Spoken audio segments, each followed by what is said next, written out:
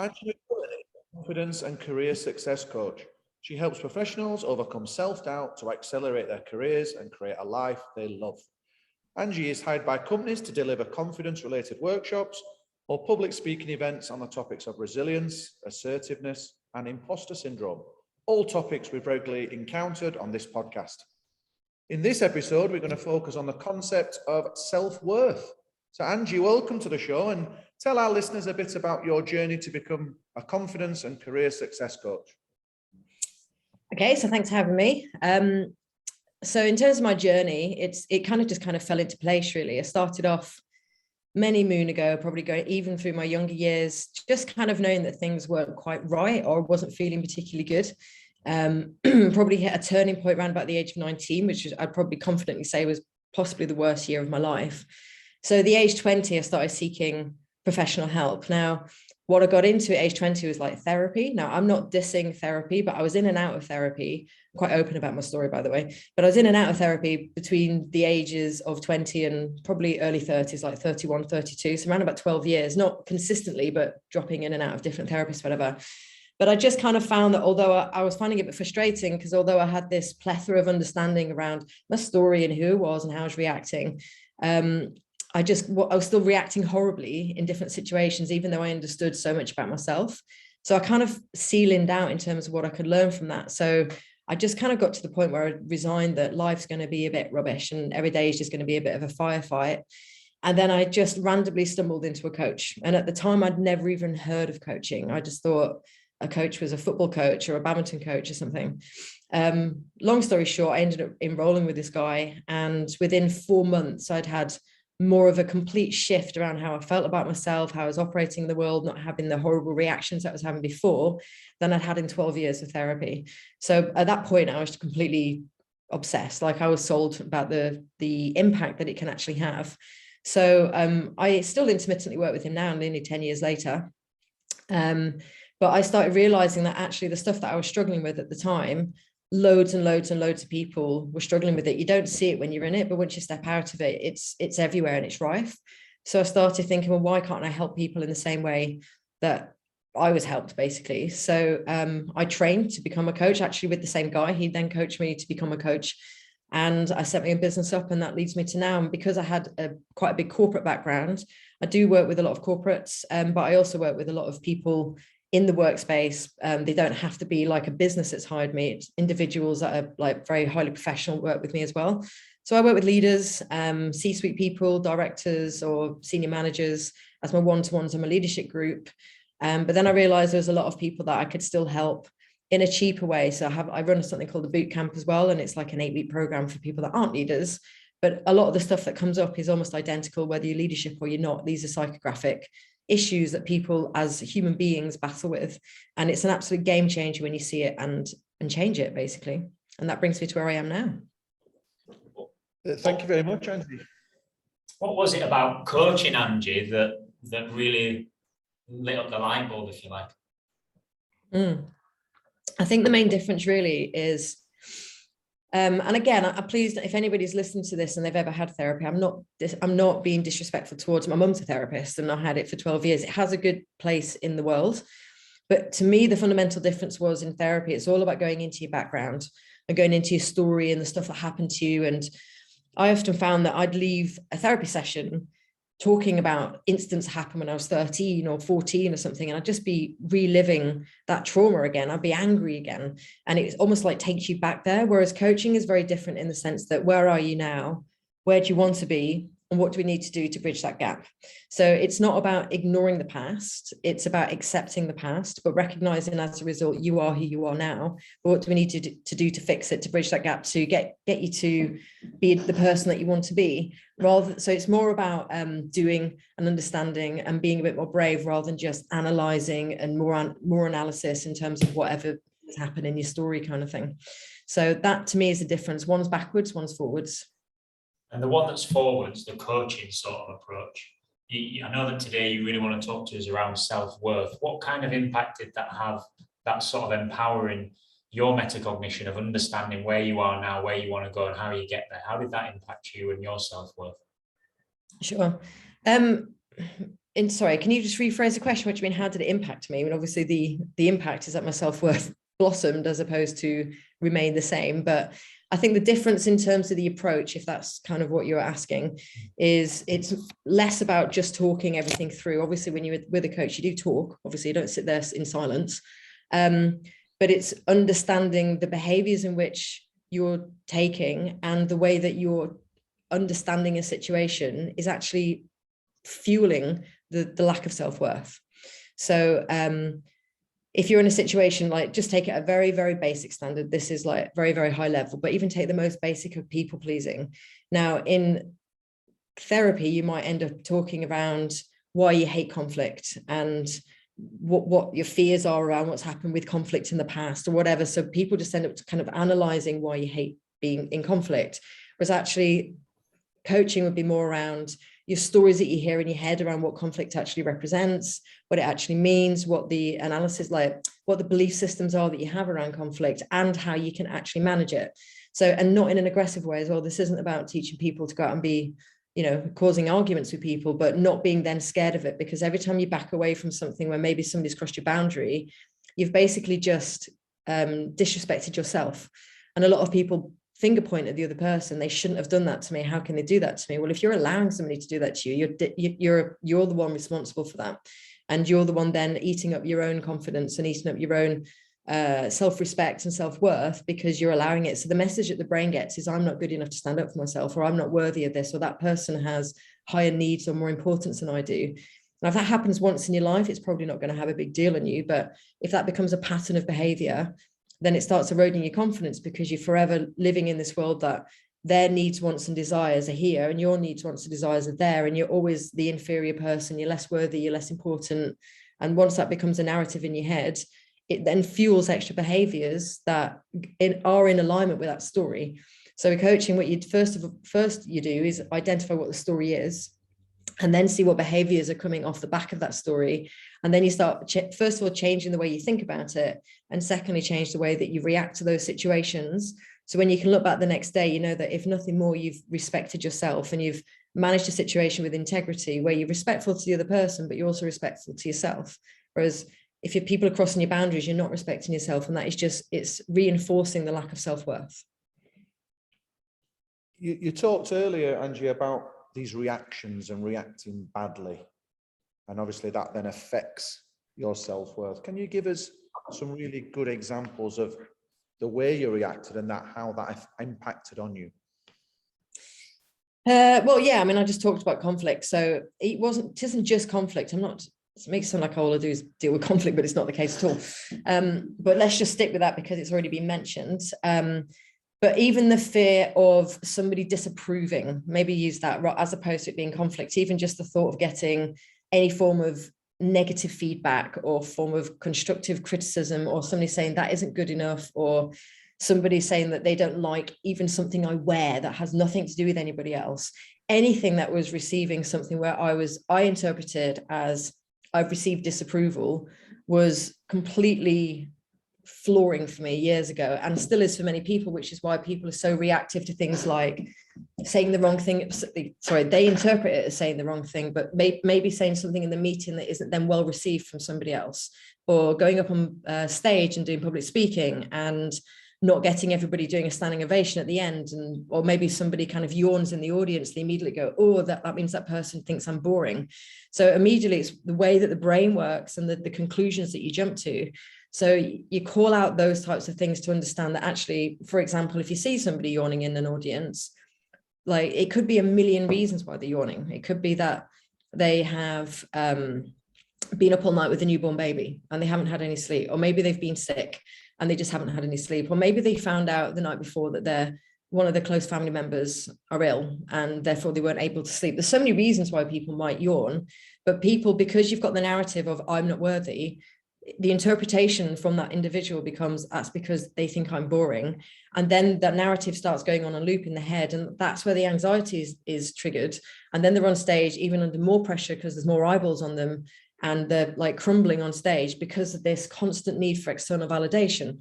So I actually made a post about this on LinkedIn today, but you can't be rejected or upset from something that you're not attached to. So rather than trying to say, oh, just ignore them, which might come up in counseling or therapy, I've certainly had a therapist say that to me, like and trying to instill that belief, you shake up the person's way of thinking, and you make them start challenging their own way of thinking. It's like, why would I actually think that? And why would I actually believe that in the first instance? And then have different associations and different interpretations and different ways to react to it. So you become a bit more bulletproof in these different situations. So people pleasing is a massive one. If somebody, I don't know, asks you to do something and you're so scared of not getting their approval that you agree to do something that you don't want to do, what you've just said is what they think and want is more valuable than what I think and want. So that simple behavior, first of all, recognizing it, I'm people pleasing right now, I'm responsible for that. And actually recognizing when you're doing the thing that is causing you more trauma, and then affect and changing it by not doing the thing that's going to reinforce the more trauma and the more denting of the self-worth. So it's just recognizing that every day in our lives, we have these opportunities that are faced with us like golden nuggets, that we have a choice. Do I do the thing that's good for my self-worth, or do I do the thing that's going to damage my self-worth? But when you've done that for a week, a month, a year, for decades, over time, you get to people in the 40s, 50s, 60s, and their self-worth is just so minimal because they've rehearsed this for so long. Whereas if you can nip it in the bud from a younger age, whether that's a kid or somebody in the 20s or 30s, or even any age, it doesn't actually, I mean, obviously it helps if you catch it in the bud sooner, but you can still help anybody at any age if they're willing to go there and be willing to see things in a different light. Isn't in a different way as well, sorry. Yes, sorry, evolutionary, our brain's wired up to recognize the negatives though, isn't it? Because of the whole fight or flight, and it was a survival mechanism. So is it something we've got to really change in ourselves? And what strategies, you've talked a few of the strategies there to do that. For someone who is really suffering with negativity, what's a real easy win for them to do in those circumstances?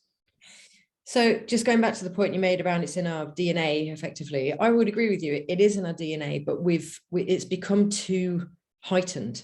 So it's useful to have parts of us that have the fight or flight, because it helps us if we're walking through a jungle and we see a lion, or it stops us from crossing the road without looking both ways, because these are the risks that we live in life. So we need it as part of our body to keep us safe, but it becomes hyperactive. And then we start reacting in the same way to something like somebody saying, I don't like your jeans, to somebody saying, I don't like what you said in that meeting, in the way as if we're fighting for our survival, like we're walking through a jungle and a lion's chasing us. So it's not that we're trying to take away this part of our body. It's like it keeps us safe. Like it's your body's way of saying there's a risk in the outside world. You've got to be ready to protect yourself. But unfortunately, with the way that we've been conditioned to think, I believe, in society, that triggering of that particular part of our brain has become way too heightened over things that aren't actually a genuine risk. They're just something that we've associated as a risk, and that is actually no physical harm whatsoever other than the way that we think about it, because we've got such a high attachment to something like approval or validation or whatever, those types of things. So I agree with you, it's part of our brain, but we're not utilizing it in a way that's helpful for us. I think you made a really astute point there about the sort of societal demands and ideals and norms that are being created through, whether you look at social media or you look at the news and you look at what's happening in the world at the moment. And if I'm listening to you correctly, what you're talking about there is that what we desire and what we see as success as individuals has been extrapolated and magnified 1,000,000 times to something that isn't necessarily right and success in it for us as individuals. And as a result of maybe not hitting those ideals and those desirable behaviors that society puts on us, we're going to be then in a position where we give ourselves a critical narrative of our performance, and we really start to be harsh upon ourselves. I think my first question is probably, have I understood that correctly? And then what impact does that have on those people around us? I know I had some reading of Kristin Neff's work on self-compassion, and she talked about average being suddenly a word now that nobody wants to be. If somebody talked about our podcast and said it was average, we'd step back a bit and say, hang on a minute, come on, we're trying really hard for this. And what's wrong with that word average, and how has society created these demands that have suddenly made us all really question ourselves and create such a really strong negative narrative in our own heads.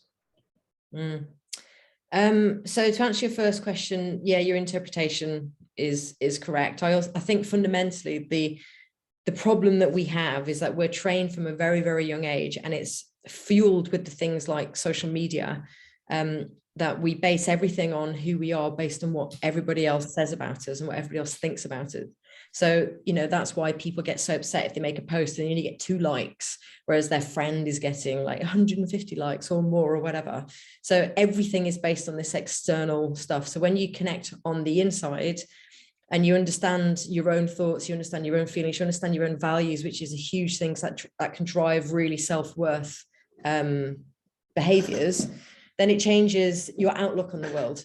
But as long as you're completely dependent on what other people say, think, do, and react to you and blah, blah, blah, as your measurement of who you are, and if you're good enough, that's the danger, that's when you're heading down a very slippery slope, basically. And it's encouraged all the time with social media, with the way that we mark things, with the, like promotion at work, like everything is always in this place of, what everybody else thinks of us. I know people that do jobs they absolutely hate, but look amazing on paper, but they've only done it because they thought that would get them more status or more credit or more validation or, more seen in a particular way by other people, and they're miserable because of it. They might be minted, they might have a great job, but they're bloody miserable underneath it. So it's not necessarily encouraging. So what was your second question? What was the impact of that? Is that right? Did I understand correctly? Yeah, well, what's going to be the impact of that? If we take that and we've got this ideal of what society wants, and then we're giving ourselves this narrative that we're not always matching up to it. Where's the end point to that? How do we break that cycle? We break that cycle well, I can't speak for what everybody else does, but the way I help people with it is you break the cycle by teaching people about their own values. Who are they? So when I say to somebody, for example, if you remove your job from, if I ask you who you are and you're not allowed to tell me your job title, you're not allowed to tell me you're a dad or you're a husband or you're a wife or you're a mum, then who are you? What's left? Like what's left after all the stuff that you do? Like who are you? Most people struggle with that. So once they have an understanding of that, which we do some deep diving on values and what genuine values actually mean to live by them, not just lovely buzzwords like being honest. Actually, when I dig a little bit deeper, most people aren't honest when they think they are. So once they have a handle on that, then they can start adapting their behaviors in alignment with their own values, not values for other people, values for themselves. And the one key thing about values is, first and foremost, what you offer yourself. And then what you offer other people secondary. Now, a lot of people challenge me on that and say, well, it feels really selfish. It's all about me. And what about other people? This isn't about disrespecting other people, but if you can show up in a really powerful way, other people benefit from it. So if you've got a friend who's just gone through a divorce or gone through something traumatic, and they need somebody to sit down and really let it all out with, and you can hold that space in a way that you're not uncomfortable if they need to go deep into emotions and they need to cry, and you're not going to shame them or get awkward, they're going to benefit more from that friend than the person that goes, come on, let's just go down the pub and drink ourselves silly and get smashed and never think about it.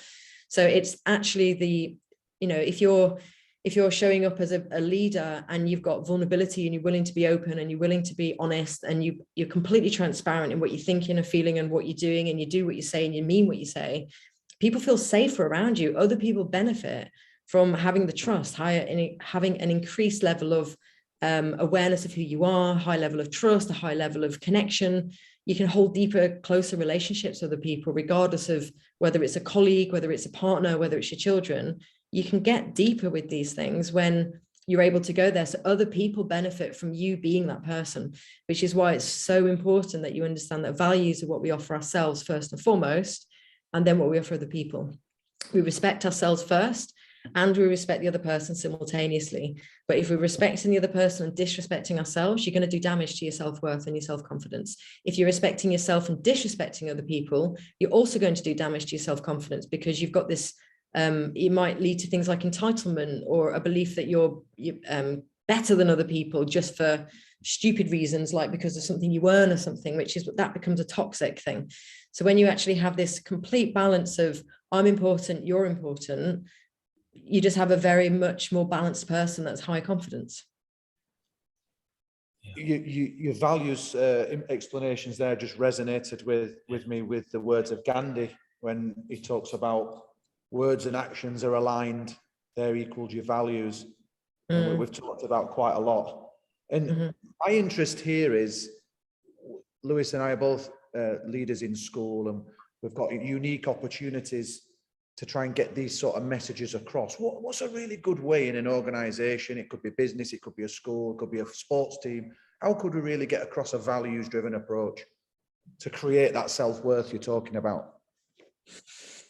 I guess you're going to get different answers from different people here. For me, understanding what the values actually mean to live by them. So I know people that actually is really interesting. I'm working with a client at the moment. He's a director in this business, and they did a business meeting recently where they were talking about company values. And they said, right, well, let's look at integrity and let's look at honesty. They're like, yeah, but we need to be more influential so other people can, be more swayed by what we say. And we need to be more powerful. So we make sure that what we say we do, and people do what we ask them to do, and blah, blah, blah. That to me isn't actually a high level of honesty or integrity. Honesty is like so many situations that people aren't honest where they think they are. So if you're not sharing something that needs to be shared, it's still a form of dishonesty. And honesty, often people think they're being honest when they say something that I would say is judgmental. So they might say, yeah, but I am being honest. I did tell her that she's fat. Or I am being honest. I did tell her she's crap at her job. Or actually, that isn't really honest. That's judgmental. Honesty might be something closer to, I'm genuinely worried about your health. That might be a close level to honesty. Or, I'm worried about the work that I've seen recently isn't of the standard that you previously used to do. Do we need to have a conversation about it? As opposed to saying this person now isn't engaged in the job and the work is rubbish or something. That's judgment. So when people can communicate in a high level of honesty, you can only really say anything that's honest when it's coming from your interpretation of what you see, but coming from a place of how it impacts on you, as opposed to you're this and you're that. That's judgment. So I help people communicate better, and that's what brings the impact. It isn't just about cracking whips and forcing people to do something because you're the leader. It's about actually communicating a way that people connect with and inspiring them to want to take action themselves.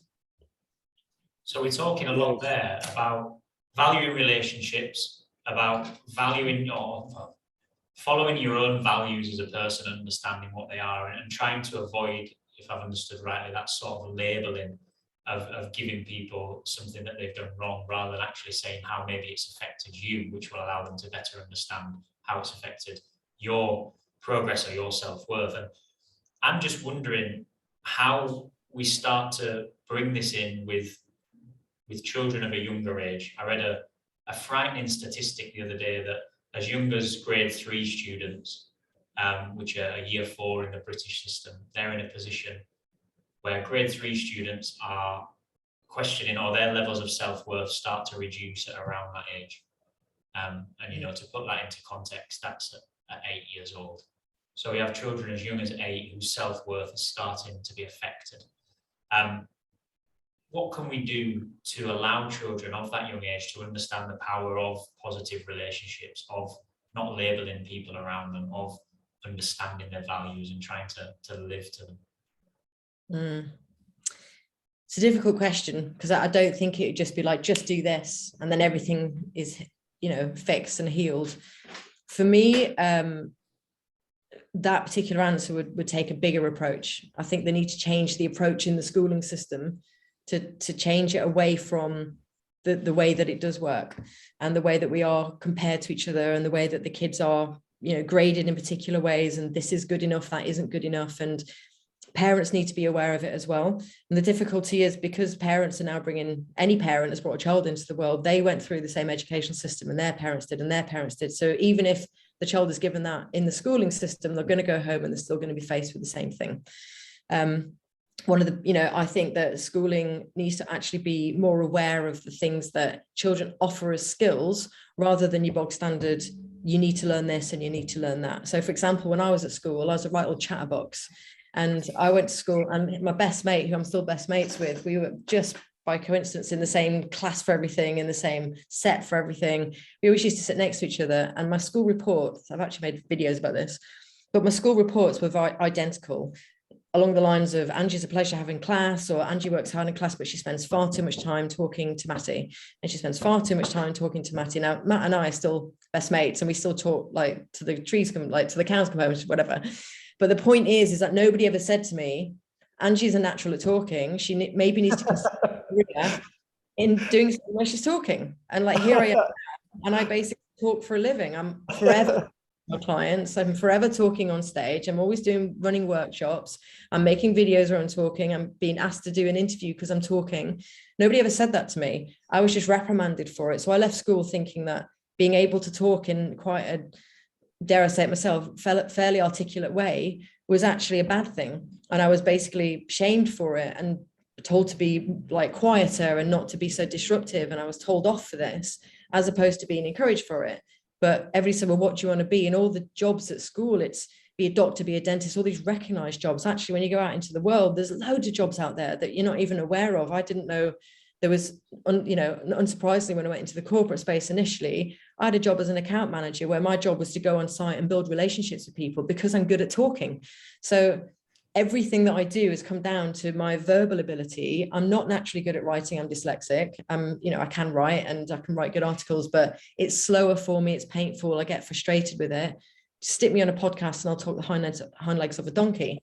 But nobody ever said that to me at school. I was just always shamed for the thing that I was actually my strongest skill. So what about the kids that are creative? What about the musical kids? What about the artistic kids? What about the people that are incredible at articulating something in a particular way? What about the kids that have got a really good understanding of, like, I had a natural ability to grasp psychology and human behavior, whereas I was always rubbish at spreadsheets and rubbish at understanding physics and science. Like, that isn't how my brain works. So where was anybody driving me to go, you're good at this, like you should go into this as a career? I had to find my own path, and it took me till I was, I don't know, in my late 30s before I actually did that, whereas I would have gone into it years ago if somebody had actually embraced that with me, and rather than shame me for having this particular skill that now serves to give me a career. And I love that. There are teachers everywhere despairing at the thought of calling little Laura bossy when little Laura might be a very good leader, or little Charlie never sits still when actually he's just got lots of energy and we need to channel that somewhere, myself included in that. It's absolutely brilliant. I'll absolutely love that. I just love to know now, Angie, what would, we've asked this before to various people, what would be a perfect school setup then? How would you, knowing all what you know, how would you set up a school then? What would you do to make it so that everybody's got this strength and everybody's got self-worth? It's really cool. I can't answer that question, Alan. Go on, have a go. I can't. I'm not involved in the education system enough to hazard a guess. Like, I have a belief and probably a bit of a bee in my bonnet about the way that the education system has been set for centuries, and it hasn't budged, and we're still sat there like robots being like drilled into things that doesn't benefit our lives. Personally, that's just my take. Like, I've got no benefit of understanding that the Battle of Hastings was 1066. But when I left school, I didn't have a clue how to get a mortgage. I didn't have a clue how to get car insurance. Didn't have a clue how to even do the basics of getting house insurance for my possessions at university. There needs to be, I'll give it a go, but I'm not involved in the education system in this way, but there needs to be more around recognizing some form of system that picks up on different skills. So first we need to identify what the skills are, and then recognize when somebody has the skills and actually applauding the child for having those things. And there needs to be some more life skills. Maybe there is now, I don't know, I haven't been to school for about 30 years almost, but maybe there is more classes where they teach kids how to get a mortgage and what a mortgage is and how to save money, like money management, and having deeper level of communication with people where you can actually have a conflict without it being aggressive, or not being ashamed of your feelings, where you can actually openly talk and it not being something you need to hide. And these are the life skills that gets us further in life. I don't care about 1066, Battle of Hastings. I care around the relationships that I build and managing my money and having honest, deep connections with my friends and relationships and my family and things like that. I don't know if they involve that in school these days. It certainly wasn't there when I was there. And that to me would be a huge change, as well as encouraging little Johnny who's a natural guitarist, or little Bobby who's actually really creative in his thinking, and maybe the chatterbox Angie at the back of the class that won't stop talking, but actually has got a bit of brains behind her, not to shame her for that and say, you need to get a job where you're on stage, or you're doing podcasts, or you're talking all the time. Recognizing those in a different way rather than just one box fits all. And there are educators that share your view, Angie. I think it is worth saying that. I think one of the things that I'd love your sort of take on, or your sort of idea on, is with a school being set up in the way that you've just talked about, trying to identify these skills to develop and trying to give people the opportunity to move to deeper levels of communication, to move to being able to resolve conflicts without issues, and being global citizens and people that can go out into the world and achieve success. But you've touched on a really important part earlier, where all those children that are going through that at the moment, and there are schools and there are educators that are trying to create that atmosphere you've talked about, a big battle they're facing is with the parents who have been through the school system, as you've mentioned. What could we start to do to educate parents around this? What are the sort of easy wins that we could take on as school leaders and teachers that would give the parents a little bit of a lens up to the world that's a little bit different maybe from the education that they had when they were at school? I don't think you're just going to be able to just snap a generation out of it by, if you just went to all the kids now and just said, right, we're going to implement this new system with these kids and all, we just need to work with the parents.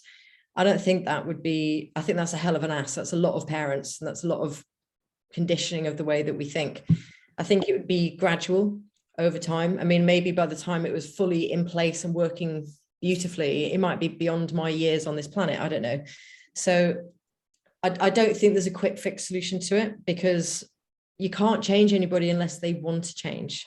So when I work with a client, it's because they've come to me, they've invested in themselves financially, they've invested in themselves emotionally and, you know, like mentally, to actually make that change. Whereas if I go and force myself and somebody else and try and convince them of something that I believe that they don't, I've seen those arguments happen, and not necessarily with myself, but I've seen those discussions happen, and it's like banging your head against a brick wall. It's very similar to, let's just use one that you'll all be familiar with, but if you have obviously the Brexit situation, if you've ever seen a Brexiteer go head to head with a Remainer, there's no way either one of them come out of it and go, oh yeah, like you're right, I'm going to change my opinion. They dig the heels in further. So trying to force it upon the parents is, I think, would probably be more detrimental. I think it would be something that has to be done over time gradually. And one of the best ways to do that is to start with the kids and encourage them to go into, like, give them opportunity to see the other things that are available to them when they get older, and expand their awareness of what type of jobs are out there that actually play into their skills. And once parents start seeing that, then when they become parents, they're going to be more open to it with their children, even if there's still a bit of indoctrination in there. And then it will change again with the next generation and the next generation. But the children need to make the difference in terms of the jobs that they go into and see it in a different way. And then that, I think, will have an impact on their children, and so on, rather than trying to change the people that are already very, you know, focused and this is the way it must be kind of thing, which is a lot of the parents potentially are already there. It's very true. I mean, I think when we look at it, education has gone down a very corporate route where we're extremely accountable for exam results at the end of their period of time. Now, that can be related to making money in business. They're accountable to the shareholders, to the profit that they're making. Now, you deal with a lot of businesses, so their end game is to make more money, correct? Yeah. So they're coming to you trying to get better in order to make more money. Now, no. Oh, right. So it's not that way. No, that's the difference between what I do and what I love. Sorry to cut you off there, but I'm very different in that sense.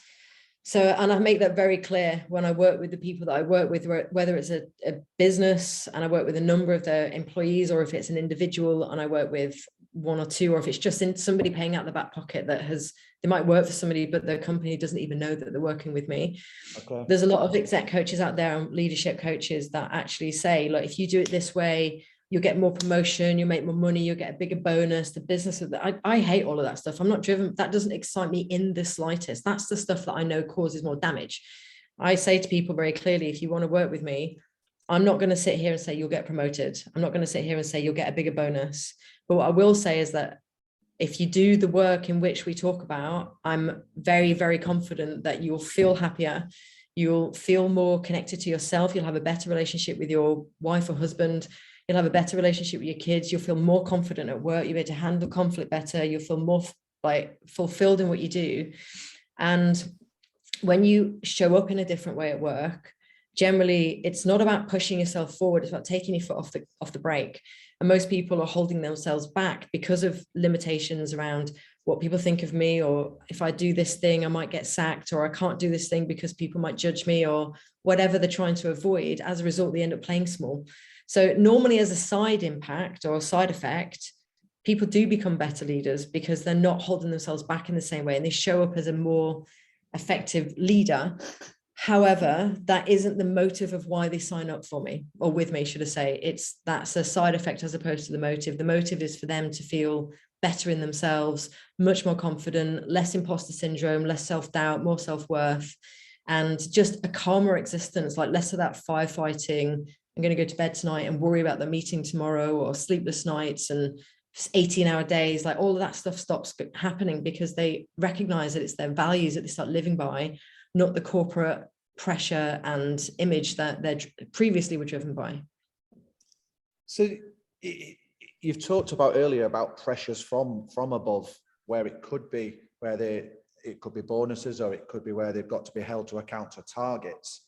What if the values of that individual and the company don't align? How do we move forward there? And they've got mortgages, they've got all sorts going on. What do we do there? What would you advise there? Carry on doing what you're doing, or find something else? What's the situation there? Can you give me an example of where their own values might clash with the business values? Yeah, it's a tough one, that, isn't it?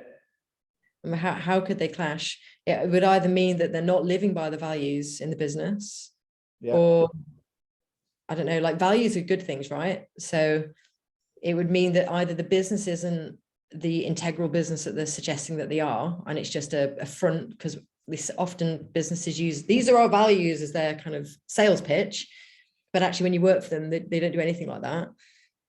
Or it means that the individual isn't living by the values. So which one is it? So for me to answer that, it'd be easier to give a specific of where the values don't align.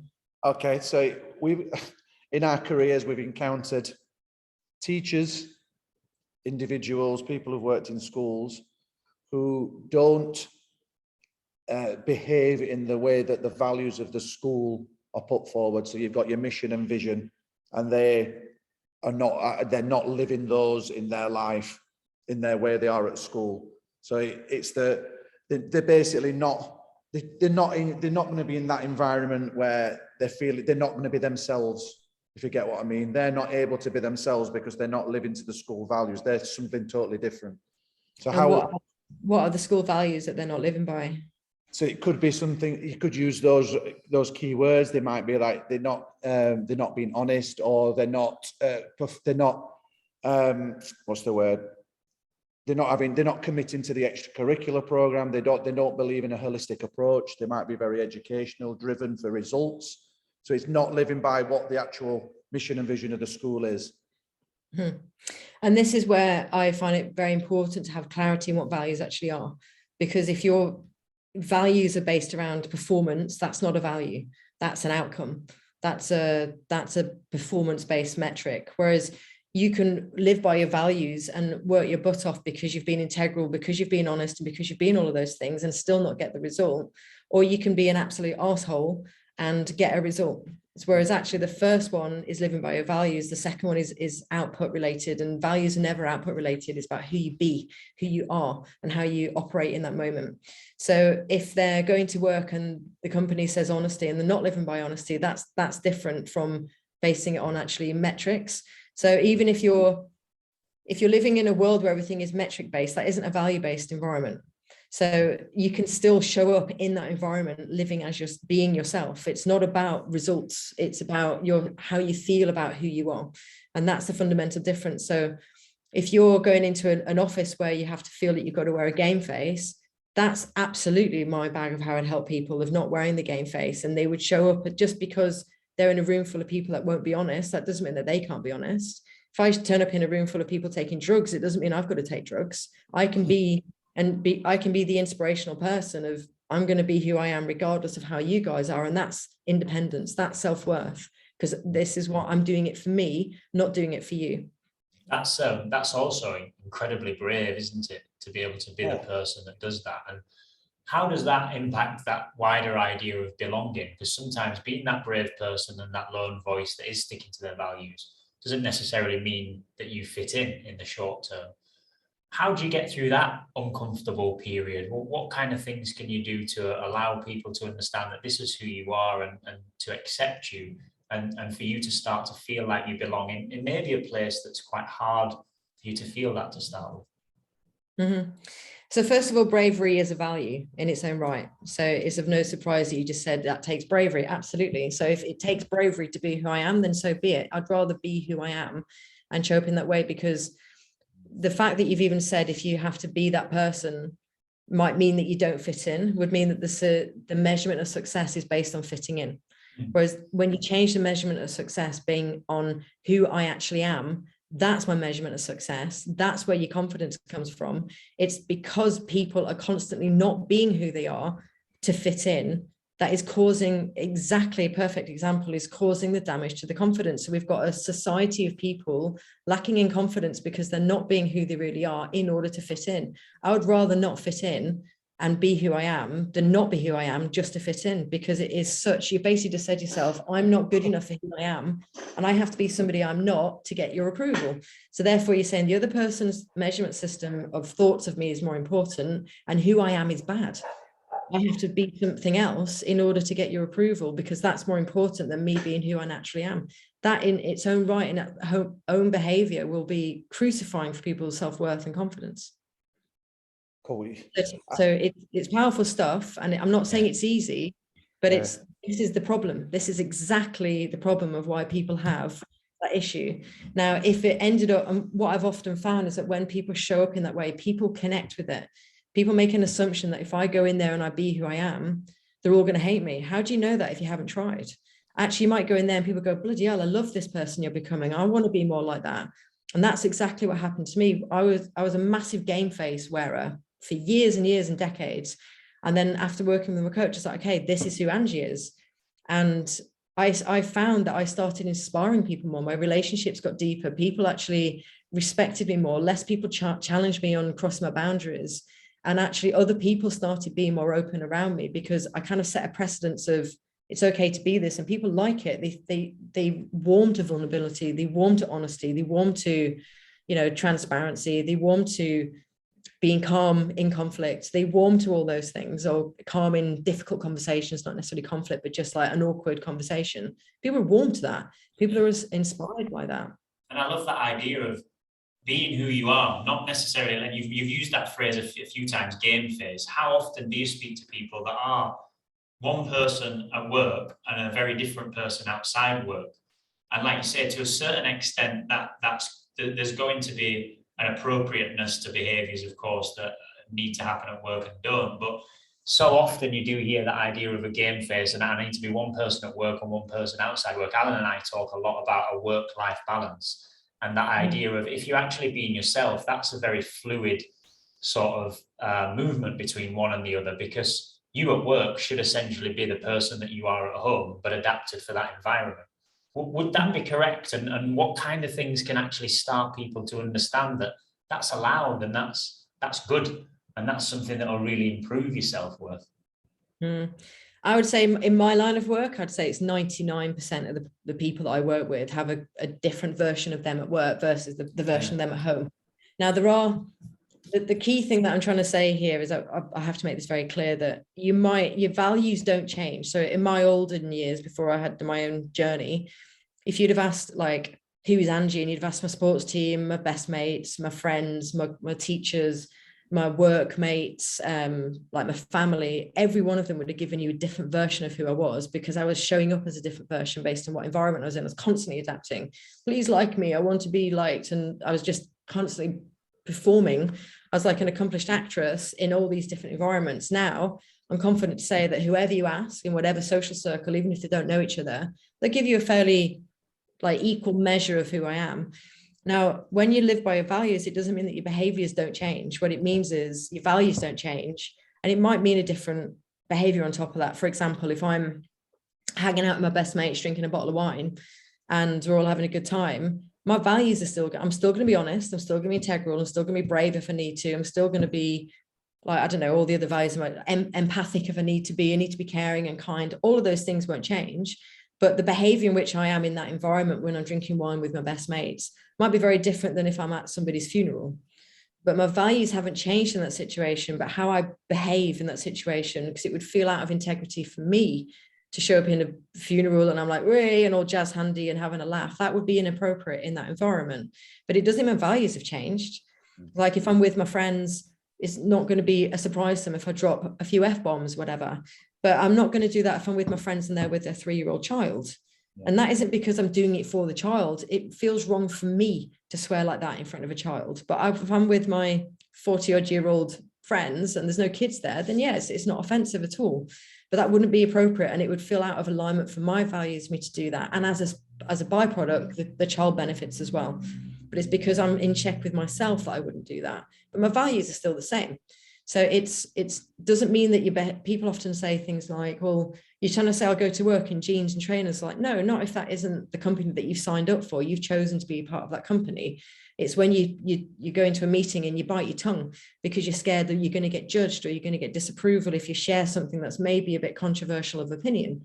That's different to wanting to go to work wearing a pair of jeans and trainers. I think you've explained that incredibly well. I think the picture I'm getting here is values are holistic and they travel with you everywhere. Your values are always the same. It's the behaviors that are context specific, and it's the behaviors that need to be appropriate for the people around you. That was fantastic to hear. Thanks for that. Cool. What we'll do now, Angie, we'll wind it down with some of our fun questions to finish up with. And we'll like to start with 3 people you'd like to go out for an evening meal with, where you can have a really good chat. And we usually have an eclectic mist of world leaders or politicians or film stars or even family members. Who'd be your 3 you'd go out for a meal with, and what would you talk about? Do they have to be alive? No, not at all. There can be, certainly a lot of our guests have chose Churchill and people like that who are certainly brown bread. Cool. 3 people I'd love to have a meal would be Tony Robbins. Yeah, I've actually met Tony Robbins. He's massive. When I actually hugged him, and it was like hugging a fridge. He's just enormous. He's just a huge presence with an incredible energy. But I'd love to just sit down one-to-one with him for like a couple of hours and like have some food. Second one would be Joe Dispenza. I think that guy's an absolute genius. He has. I've learned so much from reading his books, just from him. Just from like his books alone. I haven't ever worked with him directly, obviously. I have actually attended a Tony Robbins event. And probably as a third one, I don't know if this is going to be allowed because it's not really he kind of is a leader in his own way, but Freddie Mercury.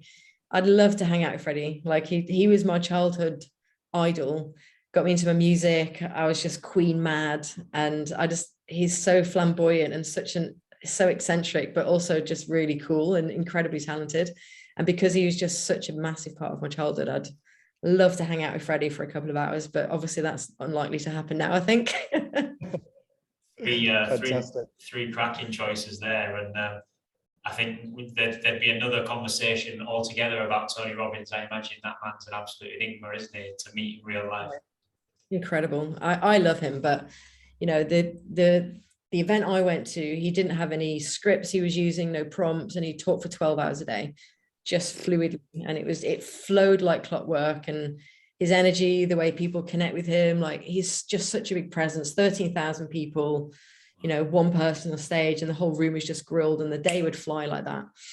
And I imagine, but it's meant to be all about energy, right? Because you rock up at 7 a.m. because it starts really early, and you walk in, it's like a nightclub. There's like strobe lights, there's like people on stage dancing, there's like proper trance music bouncing out. People are on the seats, like whooping and stuff. You're like, it's 7 a.m. I've only got up like half an hour ago and I've walked into this craziness. And then it just gets you in this really big high. And then you spend the day like, and then you leave like that, totally wired, and you can't sleep. And then you walk up the next day and you do it all again. It's brilliant. Sounds like a stag do in Blackpool. I would say it's a little bit better than a stag do in Blackpool, but yeah, I certainly think so. I bet Tony Robinson was a chatterbox at school as well. Tell us what happens, what gets you up on your down days, Angie? If you wake up in a bit of a grump, what puts a smile on your face? I'd basically need to do, for me, it's doing something that I love doing. So I don't generally just wake up in a grump. There's normally something that's I've allowed to. So first of all, I'll be aware of what the thing is. Is it a project that I'm working on that hasn't really happened? Is it my dog's fallen ill and I'm worried about him? Is it something else, you know? So if I can fix it, then I will. If it's something beyond my control, I'll do something I love doing. I mean, I'm not going to, if my dog's ill, I'm not going to leave him. That's kind of like obvious. But if it's just a general off day, I'll do something I love doing. So that would be something like roller skating. I love aggressive roller skating. So I'll go and knock out like a marathon on my skates around the cycle track or something. I love playing my guitar. I love singing. Anything that puts you in flow. Anything where you blink and all of a sudden 4 hours has gone and you think it's like 10 minutes or something. And any of those things, I've got a few things that I tap into. Go and see a mate, maybe go on a massive dog walk, but in a different area, shoot off in my camper van, just anything that is going to set a new frame of mind, but do something that you enjoy doing. I think when you hit that really hard roadblock, I mean, I've got an advantage because I'm self-employed, but I know there's no point me just forcing myself to sit down and do spreadsheets. That would not be useful at all for how I feel. Cool. Last one then. Give us a recommendation of a book to read or something that you've read recently that's fantastic, or maybe even a podcast or something that you've watched. Sure. One of my favorite books is by Joe Dispenza. That's the guy I'd like to go out for a meal with, called Breaking the Habit of Being Yourself. So I found it really insightful, and it does get a bit spiritual. That works for me, but that won't work for everybody. But even if you, what he's got an incredible ability to do is talk about things in a biological way. He proves everything biologically from a physical perspective, and the thousands and thousands of tests he's done on people to reconfirm that the stuff that he's saying is real. But the way that he says like the mind set up and what we do to make the mind more negative thinking and what you can do to start changing it, there was just some, like a lot of the stuff I was kind of, yeah, I've read that before kind of thing, but there was some new stuff in there that I was like, God, this guy's an absolute genius. But just the way he explains it, I just find his style of explaining things very easy to understand and digest. So for me, that book grabbed me. I couldn't put it down and blasted through it. It's on Audible, to be honest. Not an avid reader. I find it slow and laborious, but blasted through it in a couple of days. I just couldn't stop listening to it. So that would be one that I always send people to as a really good book. Super. That's great. Angie, it's been an absolute pleasure to chat with you. Would you like to share with our listeners and our viewers where they can read a little bit more about you and find out about the work that you do? Sure. I mean, everything is just under my name, so I keep it simple. So my website is just www.angiemcquillin.com. I'm on LinkedIn as my biggest kind of social media platform. So you'll find me there under Angie McQuillin Confidence and Career Success Coach. I'm on Instagram a little bit, but I'm pretty poor at keeping up with it. And I'm on Facebook as well. And I just generally use the same kind of content overall, but I get most engagement. I've got my biggest following on LinkedIn. So if you want to hear me like debate with people or have conversations with people around ways to build the confidence, LinkedIn is probably the place that you'll find most use from that. Super. Angie, thanks a lot for joining. And YouTube as well. I've got a load of videos on YouTube. That's where I put all my content too. So that's another place. Fantastic. Thanks a lot for joining us. It's been an absolute pleasure to chat, and we wish you all the best. Cool. Thanks for having me. Cheers.